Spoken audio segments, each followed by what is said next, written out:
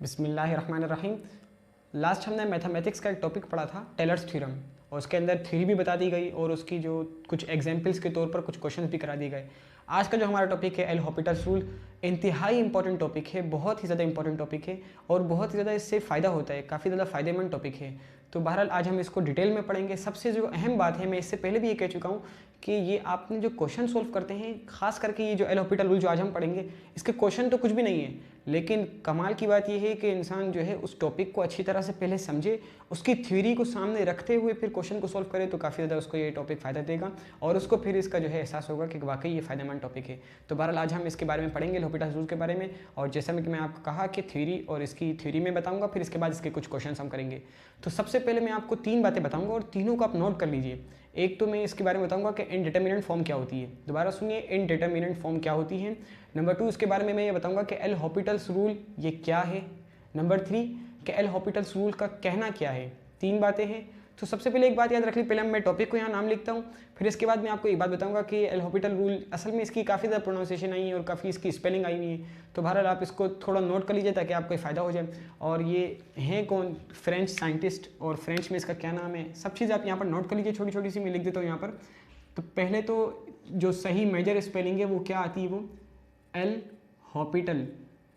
देखा जाए तो ये हॉस्पिटल की ही वो है, लेकिन एक एस यहाँ पर साइलेंट रखा जाता है, ठीक है। एल हॉपिटल रूल ये इसका जो असल जो स्पेलिंग है वो यही है।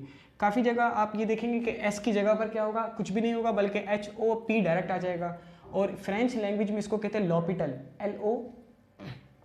HOS की जगह पर आपके पास क्या आ जाएगा, डायरेक्टली LO आ जाएगा। तो इस तरह की 3 स्पेलिंग है, लेकिन जो सही स्पेलिंग और जो सबसे ज़्यादा मशहूर है वो यही है, एल हॉस्पिटल पढ़ा जाए, लेकिन ये कि बहरहाल ये एस इसमें साइलेंट होता है तो कहते हैं एल हॉपिटल रूल। तो ये तो एक फजूल चीज़ है, लेकिन जो असल बात है वो क्या है हमारे पास, जैसे मैंने आपसे कहा कि मैं आपको बताऊंगा indeterminate form. Number 2 L Hôpital rule का कहना क्या है।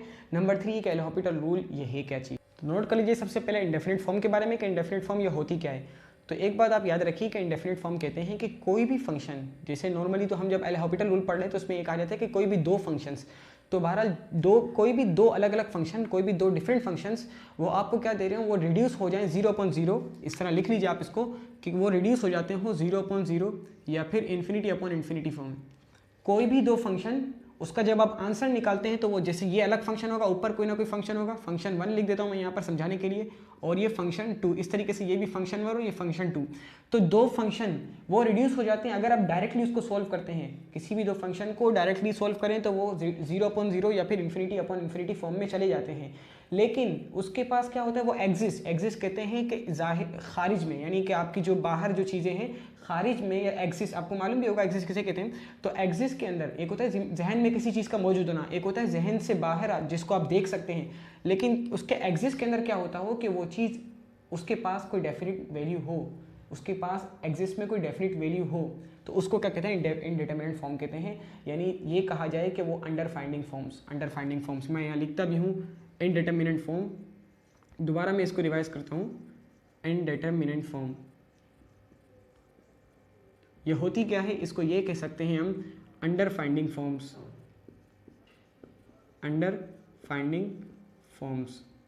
तो मैं दोबारा यहाँ पर कहता हूँ कि कोई भी 2 अलग अलग फंक्शंस जिसको अगर आप डायरेक्टली सॉल्व कर रहे हैं तो वो आपको इस तरह से रिड्यूस हो रहे हैं 0/0 फॉर्म या इन्फिनिटी, जिसको कोई सॉल्यूशन नहीं कहा जाता। लेकिन उसकी सूरत हाल ये है कि अगर आप उसको अच्छी तरह से सॉल्व करें, किसी मेथड के जरिए से, किसी थ्योरम के जरिए से अगर आप उसको सॉल्व करें, तो वो आपको क्या दे सकता है, वो आपको कोई सही डेफिनेट वैल्यू दे सकता है। इसकी मैं एग्जाम्पल देकर आपको प्रूफ करवा देता हूँ। जैसे कि देखिएगा, मैं इसकी एग्जाम्पल इसलिए दे रहा हूँ कि हो सकता है कि ये लाइन आपको ना समझ में आई हो, तो मैं यहाँ पर एक एग्जाम्पल आपको ये दूँ। ये बहुत ही ज़्यादा मोस्ट कॉमन एग्जाम्पल है, वो क्या है, sin x/sin x। यहाँ पर आप देखिए लिमिट आप मालूम भी है, क्योंकि ये क्वेश्चन हम इससे लिमिट वाले जो वीडियो उसके अंदर हम सॉल्व भी कर चुके हैं, sin x/x। अब देखिए ये जो आपके पास, अगर मैं डायरेक्टली सॉल्व करूँ, डायरेक्टली सॉल्व करने का मतलब क्या है, ये कि मैं यहाँ पर x की जगह पर 0 पुट कर दूँ, लिमिट अप्लाई कर दूँ, तो क्या हो जाएगा, आपको मालूम है कि sin 0/0, sin 0/0 अगर मैं लिख देता हूँ तो आपके पास क्या आ जाएगा, नहीं आ जाएगा। sin 0 की जगह पर चलिए देख लीजिए, sin 0 की जगह पर 0 एंड 0/0 तो आपको पता है इन्फिनिटी। तो बहरहाल ये देखिए 0.0 फॉर्म आ गई ना, 0.0 फॉर्म में यहाँ लिख देता हूँ क्योंकि इसको अलग से इन्होंने शो किया हुआ है 0.0 फॉर्म। तो अगर मैं इसको डायरेक्टली सॉल्व कर रहा हूँ तो वो मुझे क्या दे रहा है, 0.0 की फॉर्म दे रहा है। जबकि आपको पता है कि जब भी आपके पास लिमिट x टेंड्स टू 0 हो और sin x अपॉन x हो तो उसकी जगह पर हम 1 लिखते हैं, और इसे हम सॉल्व कर चुके हैं लिमिट वाली वीडियो के अंदर। लिमिट वाली जो हमने सॉल्व किए थे क्वेश्चन उसके अंदर हम ये सॉल्व कर चुके हैं। और अगर फिर भी अगर आपको पूछना हो तो आप पूछ सकते हैं बिल्कुल। तो यहाँ पर जो असल बात है वो ये बताना मैं चाहूँगा आपको कि इनडिटरमिनेट फॉर्म वो होती है कि जिसको अगर आप डायरेक्टली सॉल्व कर रहे हैं तो वो आपको क्या देगा, 0.0 की फॉर्म देगा या फिर θ/5 की वैल्यू देगा, ठीक है ना, 5/5 के आपको फॉर्म दे देगा। तो उसको, लेकिन उसके पास एक्सिस्ट के अंदर वैल्यूज मौजूद हैं, उसके पास डेफिनेट नंबर्स मौजूद हैं, डेफिनेट वैल्यू मौजूद है एक्सिस्ट के अंदर, यानी इसको अगर अच्छी तरह से उसको सब्स्टिट्यूशन मेथड से अगर सोल्व किया जाए और उस पर सही रूल अप्लाई किया जाए, सही थ्योरम अप्लाई किया जाए तो आपको सही वैल्यू दे सकता है, और वही आपके पास क्या आगे 1 है, ठीक है। तो ये है इंडिटरमिनेट फॉर्म के बारे में, इसीलिए मैंने आपको ये पहले बताया क्योंकि आपके एल हॉपिटल रूल में ये चीज़ आएगी, तो इसलिए इसको नोट कर लीजिए और इसको अपने जहन में रखिए, ठीक है ना। ये 2-3 बातें जो यहाँ पर बताई गई उसको आप देख लीजिए। इसको अंडर फाइंडिंग फॉर्म भी कह सकते हैं कि जो फॉर्म यानी जिसको आप जो है मालूम कर सकते हैं, इंडिटरमिनेट फॉर्म की जो वैल्यूज आप फाइंड कर सकते हैं, डायरेक्टली नहीं, कुछ रूल्स के जरिए से, कुछ रूल को फॉलो करते हुए आप उसको फाइंड कर सकते हैं। तो ये तो काफ़ी इंडिटरमिनेट फॉर्म के बारे में अच्छी खासी बात हो गई। अब हम देखेंगे एल हॉपिटल रूल ये है क्या चीज़। तो बस जब ये समझ में आ गया तो वो आसानी समझ में आ जाएगा। तो एल हॉपिटल रूल ये होता है कि आप किसी भी, ये एल हॉपिटल रूल देख लीजिए, दोबारा नोट कीजिए कि एल हॉपिटल रूल ये आपको एक ऐसी टेक्निक प्रोवाइड करता है, दोबारा सुनिए कि एक ऐसी टेक्निक प्रोवाइड करता है जिसकी मदद से आप किसी भी इंडिटरमिनेट फॉर्म को एक्सप्रेस करके, किसी भी इंडिटरमिनेट फॉर्म को एक्सप्रेस करके आप उसको सही तरीके से सॉल्यूशन निकाल सकते हैं। क्या मतलब समझ में आया? मतलब ये है कि अगर आपने कोई सॉल्यूशन देखा, जैसे sin x अपॉन x आपने देख लिया, ठीक है, तो अब ये आपको क्या दे रहा है, 0.0 की फॉर्म दे रहा है। तो अब ये एल हॉपिटल रूल ये आपको इस तरह की टेक्निक प्रोवाइड करेगा कि जिसकी मदद से आप क्या करेंगे, सब्स्टिट्यूशन मेथड अप्लाई करना पड़ेगा। एल हॉपिटल रूल में यही होता है। मैं आपको क्वेश्चन सॉल्व कराऊंगा तो इससे आपको अच्छी तरह क्लियर हो जाएगा, लेकिन अभी आप इसको लास्ट तक देखिए तो अच्छी तरह समझ में आ जाएगा कि आपने क्या करना होगा। sin 0.0 यहाँ पर जो आपके पास लिखा हुआ है, तो देन हमें करेंगे क्या कि ये आपको 0.0 की फॉर्म दे रहा है। आपने क्या करना होगा कि इस पर एल हॉपिटल रूल ये आपको इस तरह की, वाकई में इस तरह की टेक्निक आपको प्रोवाइड करेगा कि जिसकी मदद से आप क्या करेंगे, किसी भी इंडिटरमिनेट फॉर्म को आप अच्छी तरह से एक्सप्रेस करके और उसकी सही तरीके से वैल्यू आप दे देंगे, ठीक है। तो ये आपको ये क्या करेगा, टेक्निक आपको प्रोवाइड करेगा। काम आपने करना है लेकिन ये आपको तरीका बतलाएगा। अच्छा, अब इसका कहना क्या है, करना किस तरह है, ये क्या कह क्या रहे हैं, एल हॉपिटल रूल ये करता है, ठीक है, लेकिन अब इसका कहना क्या है, इसकी सही तरीके से स्टेटमेंट क्या है। तो यहाँ पर स्टेटमेंट तो नहीं लिखूंगा, ये तो आप कहीं पर भी देखें आपको अच्छी तरह मिल जाएगी, और अगर आपको नहीं मिल रही तो फिर आप पूछ सकते हैं। और वैसे बुक्स के अंदर आमतौर पर मौजूद होती है, आप कहीं पर सर्चिंग करें तो हर जगह पर मौजूद होती है, लेकिन समझना असल बात है। तो आप देख लीजिए, यहाँ पर मैं आपको समझा देता हूँ कि अगर आपके पास में यहाँ पर इस तरह, ये तो वर्डिंग लिखना ज़रूरी होगा मेरे लिए, कि वर्डिंग नहीं सॉरी, इसकी एग्जाम्पल के तौर पर मैं बताना चाहूँगा आपको कि एल हॉपिटल रूल के बारे में। तो आप यहाँ पर ये नोट कर लीजिए कि अगर आपके पास दो अलग अलग फंक्शंस हैं, जिसको मैं यहाँ पर लिखता हूँ A function of A, function of B and function of B, ठीक है। ये आप इस तरह से दो फंक्शन आ गए मेरे पास दो अलग अलग फंक्शन हैं, ठीक है। और अगर दोबारा नोट कीजिए कि मेरे पास क्या अलग अलग फंक्शन है। फंक्शन क्या मतलब है, फंक्शन अलग अलग, यानी ये पॉइंट इसका अलग है ना, दोनों का पॉइंट अलग अलग है। ये देखिए, ये जो अंदर होता है ना, ये पॉइंट होता है, ये भी अलग पॉइंट है। तो ये अलग पॉइंट का फंक्शन है, ये अलग पॉइंट का फंक्शन है, मतलब कि दोनों अलग अलग फंक्शन है। और वो दोनों फंक्शन आपको क्या कर रहे हैं, डिफरेंशिएबल है। ये इसकी जो है प्रॉपर्टी वो आप याद रखिए ताकि आपको समझ में आई बात कि दो अलग अलग फंक्शन हैं और वो हर पॉइंट पर, मैं लिख देता हूँ differentiable at every point, differentiable पूरा नहीं लिखता, डिफरेंशिएबल एट एवरी पॉइंट, ठीक है। ये आप याद रखिए कि डिफरेंशिएबल है वो एट एवरी पॉइंट पर, ठीक है। और वो रिड्यूस हो जाते हैं, रिड्यूसेबल में ये भी लिखता हूँ ताकि ये, क्योंकि दो बातें इसके अंदर होंगी तभी उस पर एल हॉपिटल रूल अप्लाई होगा। रिड्यूसेबल होते हों वो किस में, 0.0 फॉर्म में या फिर 5/5 फॉर्म में। तो देन क्या होगा कि ये जो देख लीजिए आप, ये मैं यहाँ पर लिखता भी हूँ, यहाँ पर अलग से लिख देते हैं, चलो ये देख लीजिए आप, ये FA अपॉन FB, अगर उनके दरमियान इनके अंदर ऐसी प्रॉपर्टीज, दो प्रॉपर्टीज है। क्या दो प्रॉपर्टीज, एक तो ये कि वो डिफरेंशिएबल होते हैं एट एवरी पॉइंट, और दूसरी प्रॉपर्टी यानी ये डिफरेंशिएबल होते हैं एट एवरी पॉइंट। लेकिन याद रखिएगा डिफरेंशिएबिलिटी की जब प्रॉपर्टी आती है तो वो किस पर, ओपन इंटरवल पर होती है, क्लोज पर नहीं होती। इसकी वजह मैं आपको एक क्वेश्चन यानी एक वीडियो के अंदर सही तरीके से बता चुका हूँ। तो देखिएगा आप, डिफरेंशिएबल एट एवरी पॉइंट, कि हर पॉइंट पर क्या होते हैं, डिफरेंशिएबल होते हैं लेकिन ओपन इंटरवल पर। और दूसरी बात ये कि वो रिड्यूसेबल भी होते हैं। रिड्यूसेबल क्या होता है ये, कि वो आपको सॉल्व करने जाएंगे जब आप, तो आपको 0.0 की फॉर्म देगा या फिर 5/5 की फॉर्म देगा। तो ये दो प्रॉपर्टीज़ होंगी, देन उस पर क्या होगा कि ये जो है एल हॉपिटल रूल अप्लाई होगा। और एल हॉपिटल रूल होगा क्या कि उसी पॉइंट का जो फंक्शन है उसको आप डेरिवेट कर देंगे, ठीक है, उसी पॉइंट का फंक्शन उसको आप डेरिवेट कर देंगे, तो देन वो आपस में इक्वल हो जाएंगे।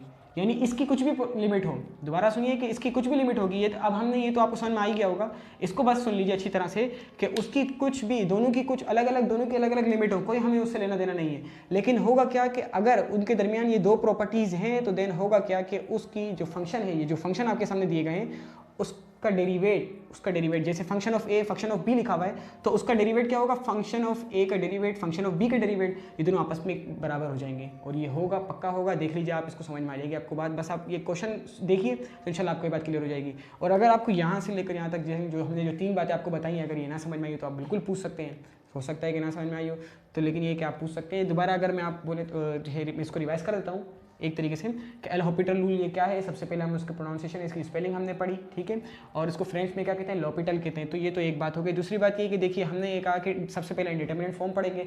तो इंडिटरमिनेट फॉर्म क्या होती है, जिसको आप फाइंड कर सकते हैं। लेकिन देखा जाए इंडिटरमिनेट फॉर्म को कि अगर आप उसको डायरेक्टली सोल्व करते हैं, जिसको क्वेश्चन रूल कहते हैं, अगर आप उसको डायरेक्टली सोल्व करते हैं तो वो आपको क्या दे रहा है, 0.0 या फिर 5/5 की फॉर्म दे रहा है, जिसको आप कोई सॉल्यूशन नहीं कहते।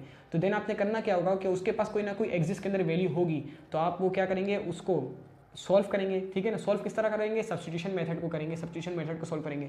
लेकिन इंडिटरमिनेट फॉर्म को क्या है कि बस आप उसको डायरेक्टली सॉल्व करें तो आपको कोई सॉल्यूशन ना मिले, लेकिन अगर आप उस पर सब्स्टिट्यूशन मेथड, जैसे कि एल हॉपिटल रूल है उसके अंदर सब्स्टिट्यूशन मेथड ही होता है, आप उसको जब फॉलो करेंगे, उस पर जब अप्लाई करेंगे तो वो क्या करेगा, आपको सही तरीके से फाइंडिंग वैल्यू देगा। जैसे हमने इसके सामने sin x की वैल्यू रखी कि जिसको हम डायरेक्टली सॉल्व किया तो आपको 0.0 की फॉर्म दी। जब हमने इसको सही तरीके से सॉल्व किया, जैसे लास्ट वीडियो मैंने बता दिया है, तो इसमें आप देख सकते हैं, तो उसमें क्या होगा, आपके पास सही तरीके से एक एग्जैक्ट वैल्यू आ गई, जिसे डेफिनेट या फिर सही फाइंड वैल्यू के दिया आपने इसको।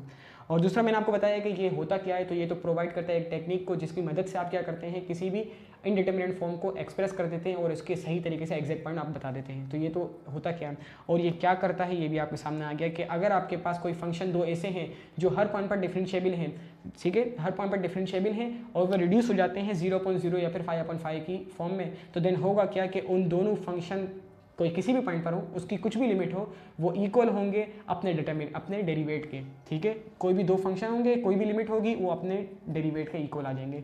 बस यही बात है जो बहुत ज़्यादा मेन है। अब इस थ्योरी को सामने रखते हुए मैं आपको कुछ क्वेश्चन सॉल्व कराऊंगा, तो उसको आप लास्ट तक देखिए तो अच्छी तरह से समझ में आ जाएगा। फिर भी अगर कोई क्वेश्चन ना समझ में ना आए तो आप पूछ सकते हैं, तो फिर हम इंशाल्लाह ज़रूर जवाब मिल जाएगा। मैं आपके सामने 1-2 क्वेश्चन रखता हूँ, तो जिसकी मदद से क्या होगा कि आप ये अच्छी तरह समझ जाएंगे। लिमिट आपको प्रोवाइड है, लिमिट एक्सटेंड्स टू 0, और जो फंक्शन आपको दिए हुए ये एक्सपोनेंशियल फंक्शन है। तो याद रखिएगा, एक बहुत मेन मैं बताने जा रहा हूँ जो शायद आपको मालूम भी हो कि ये जो एल हॉपिटल के जो क्वेश्चंस हैं, इसके अंदर आपको हमेशा 2 फंक्शन प्रोवाइड होंगे। यहाँ भी देखिएगा 2 फंक्शन ही आपके सामने आएंगे, e(x) और e-x। तो ये तो आपको पता ही है कि ये क्या है, एक तो एक्सपोनेंशियल फंक्शन आ गया, एक फंक्शन हो गया। दूसरा फंक्शन देखिए आपको क्या दिया हुआ है, sin x। तो ये क्या हो गया, एक ट्रिग्नोमेट्रिक फंक्शन आ गया, दूसरा आपका एक्सपोनेंशियल फंक्शन आ गया। अब आपने देखिए यहाँ पर आपका क्या काम है, तो सबसे पहले आप देखिए कि मैंने जैसे लास्ट में भी आपको बताया कि आपने देखना है कि क्या वो रिड्यूसेबल है या नहीं है। अगर वो रिड्यूसेबल है तो देन आप देखिए कि वो डिफरेंशिएबल है एट एवरी पॉइंट। तो यहाँ पर जो दूसरी बात है डिफरेंशिएबिलिटी की, तो वो पूरी वीडियो यहाँ पर मौजूद है, डिफरेंशिएबिलिटी के नाम से ही है, आप जाकर उसको देख लें। या अगर आप किसी बुक से पढ़ना चाहें तो वहाँ से पढ़ लें, तो जैसे आपकी मर्जी। लेकिन ये देखिएगा कि जो आपको जो दूसरी जो प्रॉपर्टी वो तो मैं यहाँ पर नहीं करा सकता क्योंकि काफ़ी लंबी हो जाएगी वीडियो। और दूसरी बात ये कि ये जो हमने कहा ना कि आपके पास रिड्यूसेबल है या नहीं है, तो ये तो अभी हम देख लेते हैं क्योंकि ये काम हमने इससे पहले नहीं किया। तो सॉल्यूशन की हेडिंग आ गई आपके पास, और आप देखिए कि लिमिट एक्सटेंड्स टू 0 आपको प्रोवाइड है, आपने लिमिट एक्सटेंड्स टू 0 लिख दी। लेकिन अगर मैं यहाँ लिख दूँ अप्लाइंग लिमिट, पहले ही जो है अप्लाइंग थ्योरम आ गया। अप्लाइंग थ्योरम है क्या आपके पास, ये आप याद रखिए। आप जो फॉलो करेंगे, किसको फॉलो करेंगे, del Hopital rule. Del Hopital rule कह सकते हैं, एल हॉपिटल रूल भी कह सकते हैं। ये LHR आ गया, ठीक है। ये 3 वर्ड छोटे छोटे से लिख दिए। तो e(x) माइनस का e-x। अब मैं यहाँ पर क्या लिख दूंगा, आपको बताइए कि e(x) की जगह पर मैं e0 लिख दूंगा, माइनस e-x भी लिख दूंगा, और नीचे क्या लिख दूंगा, sin x। तो आपको पता है कि ये हो क्या जाएगा, देख लीजिए आप, ये e0 0 माइनस 0, तो क्या हो जाएगा, ये तकरीबन आपके पास 0.0 की फॉर्म बन जाएगी क्योंकि साइन 0 भी 0 ही होता है। तो बहरहाल ये तो आपके पास क्या आ रही है, 0.0 फॉर्म आ रही है जब आप इसको डायरेक्टली सोल्व कर रहे हैं। तो इससे ये हमें पता लगा, हम अब इसके जो रूल था उसको सामने रखते हुए देखें तो ये रिड्यूसेबल है। मतलब इसके अंदर एक प्रॉपर्टी या एक खराबी समझ लें इसके अंदर पाई जा रही है, वो ये है कि अगर हम इसको डायरेक्टली सोल्व कर रहे हैं तो ये क्या हो रहा है, आपके पास 0.0 फॉर्म आ रही है। तो हम क्या करें इसको, हम इस पर क्या करेंगे, इसको सब्स्टिट्यूशन मेथड जो एल हॉपिटल रूल आपको प्रोवाइड करता है, एक टेक्निक प्रोवाइड करता है जिसकी मदद से हम इसको अच्छी तरीके से सॉल्व कर लेंगे। वो किस तरह होगा कि अगर मैं e(x) को डेरिवेट करूं, क्योंकि हमने लास्ट में पढ़ा कि अगर उसके अंदर रिड्यूसिबिलिटी यानी अगर उसके अंदर ये प्रॉपर्टी है कि वो रिड्यूसिबल होता है, दूसरा ये कि वो डिफरेंशिएबल भी होता है, तो देन हमने करना क्या होगा कि जो आपको फंक्शन प्रोवाइड है, जो भी आपको फंक्शन प्रोवाइड है वो अपने डेरिवेट के इक्वल आ जाएगा। कैसे देखते हैं, अब हम डेरिवेट तो करके देखें ताकि हमें पता लगे कि वाकई दोनों बराबर है या नहीं है। तो पहले हम इसको डेरिवेट करते हैं। आपको पता है कि ई बॉक्स यानी ई का जो भी फंक्शन हो उसको अगर हम डेरिवेट करना जाएंगे तो क्या होगा, E X into derivative of X. X का डेरिवेट क्या आएगा, अगर एक्स का डेरिवेट एक्स के रिस्पेक्ट से करेंगे तो वन ही आ जाएगा ना, तो मतलब ई एक्स को 1 से मल्टीप्लाई करने का कोई फायदा नहीं हो, तो ई एक्स ही आ जाएगा। और यहाँ पर देखिए, यहाँ पर मैं आपको बताऊंगा कि ई एक्स यानी जो भी हो वो ई एक्स कुछ भी हो, ठीक है ना। अब उसका डेरिवेट करें तो क्या आएगा, -1 आएगा, क्योंकि माइनस एक्स है तो फिर उसको डेरिवेट करेंगे तो -1 ही आएगा, तो यहाँ पर -1 लिख दें। अच्छा, और नीचे साइन एक्स है, साइन एक्स का डेरिवेट क्या आता है, कॉस एक्स आता है, तो यहाँ भी लिख दें, ठीक है। अब हम इसको मजीद सॉल्व करते हैं, क्या हो जाएगा, ई एक्स की जगह पर ई एक्स ही रहेगा, माइनस और माइनस माइनस माइनस प्लस हो जाएगा, और ई की पावर माइनस का एक्स, और नीचे आपके पास आ गया कॉस एक्स। अब अगर हम इस पर क्या कर दें, इसकी जो लिमिट थी वो अगर इस पर अप्लाई कर दें, आप लिख दें अप्लाइंग लिमिट, अगर आप ये लिख दें यहाँ पर अप्लाइंग लिमिट, तो देन होगा कि आपके पास कि ई की पावर 0 प्लस ई की पावर माइनस का 0 डिवाइडिंग बाय cos 0, ठीक है। यहाँ याद रखिएगा, यहाँ पर भी मैंने थोड़ा मिस्टेक की, वो ये कि ई की पावर 0 1 के बराबर होता है और 1 - 1 0, ठीक है। तो 0/0 इस तरह से बना था, लेकिन यहाँ पर क्या होगा कि ई की पावर 0, या आप चेक भी कर सकते हैं, ई की पावर 0 एक्सपोनेंट की पावर 0 1 ही आता है, ई की पावर 0 1 आ गया, और प्लस वहाँ पर माइनस है इसलिए हमने इसको डेरिवेट किया, और ई की पावर -0 भी 1 ही आएगा, और cos 0 आपको पता है ये तो आता ही 1 है, तो ये आपके पास क्या आ गया 2, आपके पास आंसर आ गया। तो ये बताना था। देखिए इसके पास एक्सिस के अंदर 2 एक डेफिनेट नंबर मौजूद था, जबकि हम इसको डायरेक्टली सॉल्व कर रहे थे तो वो को आपको क्या दे रहा था, 0/0 की फॉर्म दे रहा था। तो ये क्या था, ये एक ऐसा आपको नंबर दे रहा था जो उसको अगर आप फाइंड करते अच्छी तरीके से तो आपके पास आंसर आता, और ये आपको टेक्निक आपको प्रोवाइड की किसने, एल हॉपिटल रूल ने। एल हॉपिटल रूल काफ़ी बेहतरीन है, अगर आप इसको अच्छी तरह समझे तो काफ़ी ज़्यादा ही ये फ़ायदेमंद टॉपिक है, क्योंकि इस तरह के आंसर कोई नहीं समझ में आते, ये क्योंकि डायरेक्टली ये तो समझ में नहीं आएगा, इसीलिए तो उसको कहते हैं इंडिटरमिनेट फॉर्म के, जिसको फाइंड कर सकते हैं लेकिन अच्छे रूल से। तो ये आप नेक्स्ट क्वेश्चन देखिए, नेक्स्ट क्वेश्चन भी इससे थोड़ा लेट होगा, लेकिन वो मैं क्या करता हूँ उसको जो है फाइनाइट या इन्फिनिटी अपॉन इन्फिनिटी के तरीके से करते हैं ताकि थोड़ा सा अलग अलग हो जाए। तो बहरहाल आप देखते रहिए तो इंशाल्लाह आपको समझ आ जाएगा। अब हम नेक्स्ट क्वेश्चन करते हैं। इसका नेक्स्ट क्वेश्चन आपके पास आ गया, लिमिट दी हुई आपको वही x टेंड्स टू 0 ही दी हुई है, और आपको दिया हुआ है ln, ठीक है ना, वहाँ पर एक्सपोनेंट था, यहाँ पर ln आ गया, ln ऑफ साइन 3x आ गया आपके पास, ठीक है। यहाँ पर ज़रूरी नहीं है कि आपके पास दोनों के दोनों होंगे दो फंक्शंस, क्योंकि अगर उसका पॉइंट भी चेंज हो, जैसे मैंने यहाँ पर क्या लिख रहा था, f(a) एंड f(b), तो यहाँ पर क्या ये दोनों फंक्शन तो एक ही होंगे, सेम है, कोई मसला नहीं, लेकिन इसका जो पॉइंट है वो चेंज है, इसी वजह से दोनों फंक्शन भी चेंज हो गए। तो बहरहाल इसलिए आप देखिए कि यहाँ पर ln ऑफ साइन 3x आ गया, और दूसरा आपके पास क्या गया, ln ऑफ साइन x। तो यहाँ पर क्या दोनों फंक्शन सेम है, लेकिन इनके पॉइंट चेंज होने की वजह से वो खुद भी चेंज हो गए। तो ये जरूरी नहीं है कि वो दोनों के दोनों फंक्शन ही चेंज होंगे, पॉइंट की वजह से चेंज होंगे, या कुछ ना कुछ ऐसी कोई चेंजिंग होगी जो इन दोनों का आपस में फ़र्क जाहिर कर देगी। तो बहरहाल ये आप देखते रहिए, तो ये आपको इंशाल्लाह समझ में आ जाएगा। आप देखिए यहाँ पर पहले मैं आपको बताऊँ कि अगर मैं यहाँ पर ये लिख देता हूँ कि ln ऑफ 0 यानी कि ln साइन 3x, तो आपको पता है कि ये क्या आ जाएगा, ln 0, यहाँ देख लीजिए आप, ये ln 0 आ जाएगा ना, साइन 3x की जगह पर अगर 3 0 से मल्टीप्लाई करूँ तो वो 0 हो जाएगा, साइन 0 0 हो जाएगा, ln 0 और डिवाइडिंग बाय ln 0, तो ये आपको क्या देगा, इन्फिनिटी अपॉन इन्फिनिटी की फॉर्म देगा। इसी वजह से हम इसको क्या करेंगे, यानी ये रिड्यूसेबल है। पहले तो हमने देख लिया कि इसके अंदर एक प्रॉपर्टी है, इसकी एक खराबी पाई जा रही है, वो ये कि ये इन्फिनिटी अपॉन इन्फिनिटी फॉर्म में ये क्या हो रहा है, रिड्यूस हो रहा है, और यकीनन ये डिफरेंशिएबल भी होगा। तो नेक्स्ट हम क्या करेंगे, दो प्रॉपर्टीज पाई जाने की वजह से हम इसको क्या करेंगे, डिफरेंशिएट करेंगे, डेरिवेट करेंगे इसको अच्छी तरीके से, और फिर इसके बाद देखेंगे तो जो क्वेश्चन, जो आपको फंक्शन दिया गया है, गिविंग आपको जो क्वेश्चन है वो अपने डेरिवेट के इक्वल आ जाएगा। देखते हैं हम इसको सॉल्व करते हैं मजीद। तो ये आपके सामने मैं बार बार रूल इसीलिए रख रहा हूँ ताकि आप इसको थ्योरी के साथ साथ समझें।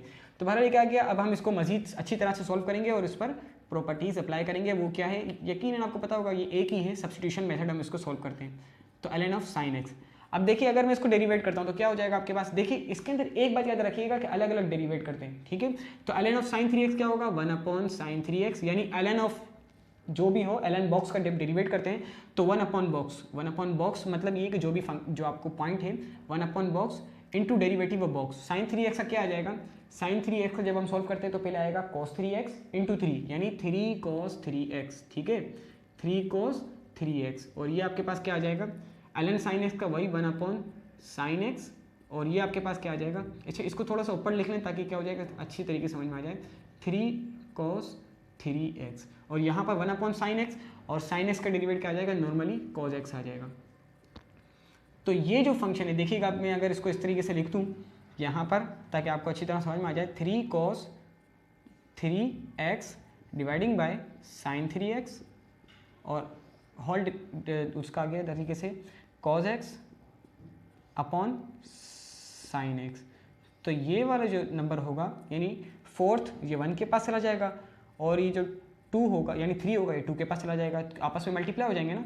तो 3 cos 3x और मल्टीप्लाई बाय यानी इसको डॉट लगा दें या ना लगाएं कोई मसला नहीं है, ये sin x और नीचे अपॉन में क्या आ जाएगा आपके पास sin 3x into cos x। ठीक है, यही क्या मैंने कि 1 को 4 के साथ और 2 और 3 आपस में मिला दिए। अब हम इसको अलग अलग डिफरेंशिएट करते हैं तो इससे क्या होगा कि आसानी से ये सॉल्व हो जाएगा। वो करना किस तरह होगा कि वही इस पर आप u इंटू वी वाला फॉर्मूला लगा दें यहाँ पर आप। तो ये मैं आपके सामने रखता हूँ, सॉल्व करता हूँ, फिर इसके बाद ये इंशाल्लाह समझ में आ जाएगा कि वाकई ये क्या चीज़ है। देखो अगर हम इसको 3 cos 3x को यहाँ पर मैं देखिए सॉल्व कर रहा हूँ को 3 cos 3x, पहले हम इसका डेरिवेट नहीं लेते, u को नॉर्मल लगते हैं 3 cos 3x, ठीक है, और sin x यानी v का हम डेरिवेट लेते तो क्या आ जाएगा cos x आ जाएगा।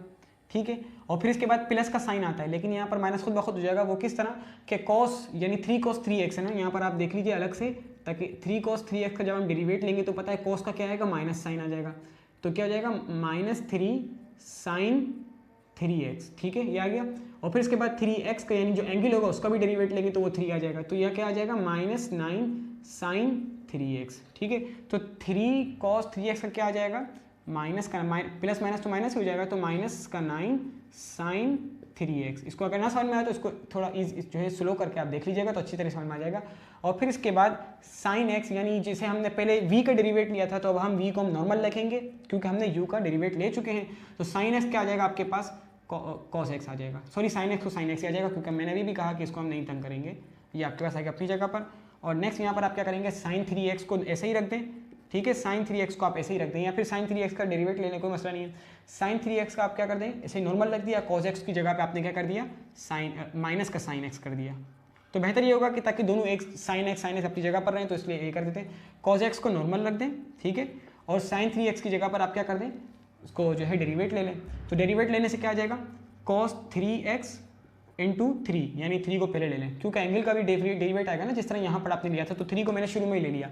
इसके बाद प्लस का लगाएंगे तो वही माइनस हो जाएगा, क्यों, क्योंकि आप इसको नॉर्मल रखा था और इसका आपने डेरिवेट लिया। ठीक है, इसका आपने डेरिवेट लिया, इसको आपने नॉर्मल रखा। अब हम क्या करेंगे इसको नॉर्मल रखेंगे, वो क्या है sin 3x, और फिर इसके बाद इसका डेरिवेट लेंगे तो cos x आपको पता है क्या आ जाएगा माइनस का sin x। तो माइनस में यहाँ से मल्टीप्लाई करके माइनस कर दिया। ठीक है, तो यकीनन आपको यहाँ तक समझ में आ गया होगा। अब देखिए अब यहाँ पर अगर नहीं छोटी छोटी सी चीज़ें हैं तो डेरिवेट हम पहले ही कर चुके हैं, तो अब हम इसकी जगह पर क्या करते हैं अप्लाइंग लिमिट आपको जो प्रोवाइड थी वो आप यहाँ पर क्या कर देंगे पुट कर देंगे, वो क्या है 0 है। तो 3 cos 3x की जगह पे क्या कर दूंगा मैं 0, 3 मल्टीप्लाई बाय 0 माइनस का सॉरी यहाँ पर भी आ गया cos 0। अब देखिए अब आप खुद देखिए कि अगर मैं यहाँ पर sin 3x यानी x की जगह पर मैं 0 रखता हूँ तो 3 0 से 0 ही होगा, और sin 0 आपको पता है 0 ही होता है, तो 9 मल्टीप्लाई बाय 0 भी 0 हो जाएगा, और ये तो वैसे भी 0 होगा क्योंकि sin 0। तो यहाँ पर तो पुट करने को कोई फायदा ही नहीं क्योंकि 0 पुट करूँगा तो आंसर भी 0 ही आएगा। ठीक है, और यहाँ पर देखिए अब आप तो ये माइनस का भी कोई फायदा नहीं होगा, लेकिन लिख देते ताकि आपको समझ में आ जाए बात। तो 3 और cos x की जगह पे मैं यहाँ पर क्या लिख दूंगा वही 0 लिख दूंगा, और cos 3x की जगह पर भी मैं क्या कर दूंगा यहाँ पर आपके पास 0 लिख दूंगा, और माइनस के साथ sin 3x भी 0 आ जाएगा, ये अभी जैसे बता दिया गया, और sin x भी 0 ही आ जाएगा। तो बहरहाल यहाँ पर देखिए 3 cos 0, आपको यहाँ पर पता होना चाहिए कि cos 0 जो होता है वो बराबर होता है, यहाँ पर मैं अलग से लिखता हूँ, cos 0 जो होता है वो बराबर होता है 1 के, cos 0 डिग्री बराबर होता है 1 के। तो देन होगा कि यहाँ पर कि 3 cos 0 मीन्स 3 मल्टीप्लाई बाय 1, यहाँ लिख दें अलग से कि 3 cos 0 क्या है 1 के बराबर है, और cos 0 दूसरा भी 1 के बराबर है, यानी लिखने में कोई फायदा नहीं, बस समझ में आ जाए इसलिए लिख रहा हूँ मैं यहाँ पर। और cos 0 नीचे भी यही है तो 1 और 1, तो क्या आंसर आ जाएगा आपके पास 3/3 मीन्स के 1 आंसर आ गया।